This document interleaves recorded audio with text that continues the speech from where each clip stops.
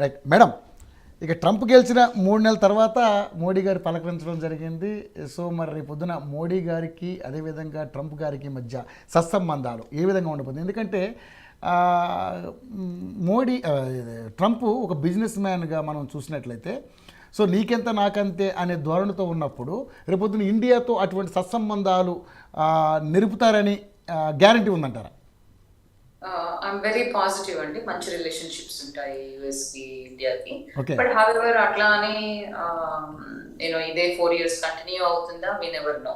So ఇప్పుడు మనకి అంటే రష్యాతోని ఫస్ట్ టర్మ్ లో మంచి అంటే ట్రంప్ కి చాలా పాజిటివ్ గా మాట్లాడేవాళ్ళు. సో మొన్న చిన్నగా వేరేగా మాట్లాడారు. సో ఏదైనా కూడా అమెరికాకి తన అంటే వాళ్ళ కంట్రీకి ఎగనిస్ట్ గా ఏదైనా ఉంటే డెఫినెట్ గా అది ఎంటర్టైన్ చేయరు. బట్ మనకి ఆల్రెడీ అంటే ప్రీవియస్ టర్మ్ లో ఇప్పుడు ఒకసారి మోడీ గారు అక్కడికి వచ్చినప్పుడు కూడా స్టేడియంలో హ్యూస్టన్ లో ఏదైతే మీటింగ్ జరిగిందో అంటే ఒక మంచి పాజిటివ్ మెసేజ్ ఇచ్చారు. అంటే బోత్ కంట్రీస్ చాలా ఫ్రెండ్లీగా అంటే గివ్ అండ్ టేక్ ఆపర్చునిటీ లాగా అని. అండ్ దెన్ అట్లాగే ట్రంప్ ఫస్ట్ టర్మ్ లో కూడా ఇక్కడికి వచ్చారు ఇండియాకి, very short term. So you know and let's hope for the best. So but I'm very positive that relationships బాగుంటాయి బోత్ కంట్రీ మధ్యలో. ఓకే, ఎందుకంటే ఆయన అమెరికా వెళ్ళబోతున్నారు, ట్రంప్ని కలవబోతున్నారని వార్తలు చాలా వైరల్ అవుతూ ఉన్నాయి.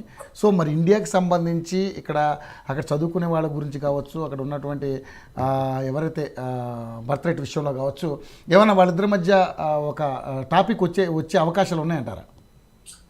వి నెవర్ నో. అంటే దట్ ఈస్ ఆల్ ఇంటర్నల్ కదా. ఇప్పుడు అంటే ఇప్పుడున్న అడ్మినిస్ట్రేషన్ కి అంటే వీళ్ళు ఎలాంటి రికమెండేషన్స్ చేస్తారు అంటే నాకు తెలిసి కొన్ని వీళ్ళకు సంబంధం లేని విషయాల్లో వీళ్ళు అంటే రికమెండేషన్స్ చేయరు. అంటే ఏ కంట్రీ అయినా కూడా ఇప్పుడు పర్మనెంట్ సిటిజన్షిప్ ని తొలగించాలి అనుకునేది అది యూజువల్ గా అది కాన్స్టిట్యూషన్ 14th అమెండ్మెంట్ ద్వారా ఇవ్వబడింది.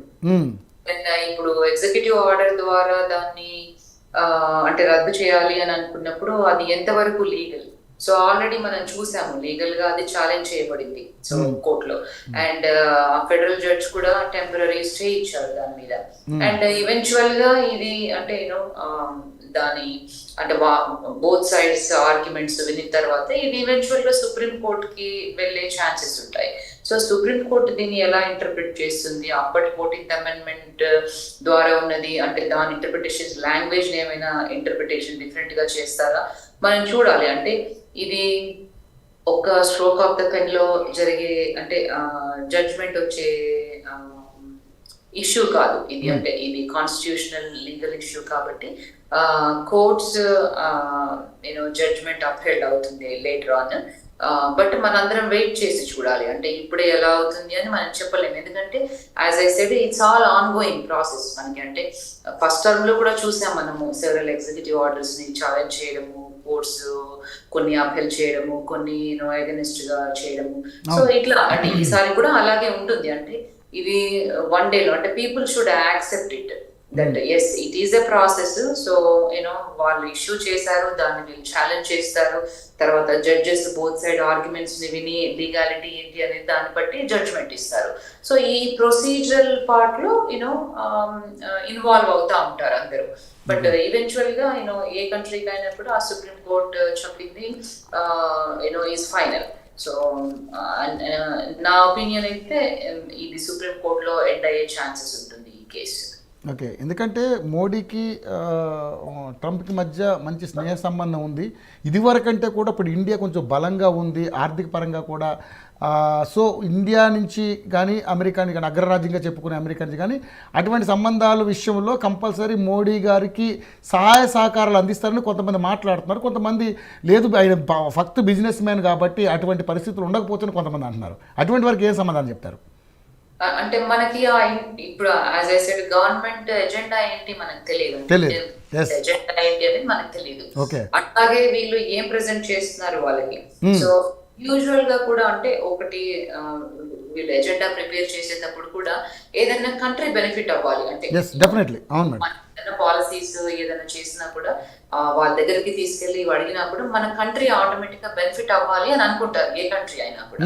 అవును. సో అమెరికా కూడా ఏమనుకుంటుంది, ఎస్ మనం ఇది ఇచ్చినా కూడా మనకు ప్రాబ్లం లేదు అన్నప్పుడు వాళ్ళకి, బట్ ఇదంతా వాళ్ళ ఇంటర్నల్ అఫేర్స్, ఈ బర్త్ రైట్ సిటిజన్షిప్ ఇదంతా this is all the countries internal affairs.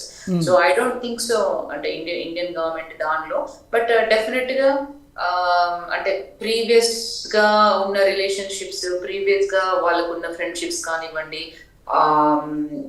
ఇద్దరు వైడ్ వెల్కమింగ్ ఎట్లా చెప్పుకున్నారో ఈసారి కూడా అలాగే ఉంటుంది అని ఎక్స్పెక్ట్ చేద్దాం. అండ్ బోత్ కంట్రీస్ బెనిఫిట్ అయ్యేలాగా హోప్ చేద్దాం. Okay right. ఇక అంటే ట్రంప్ తీసుకున్న నిర్ణయాల్లో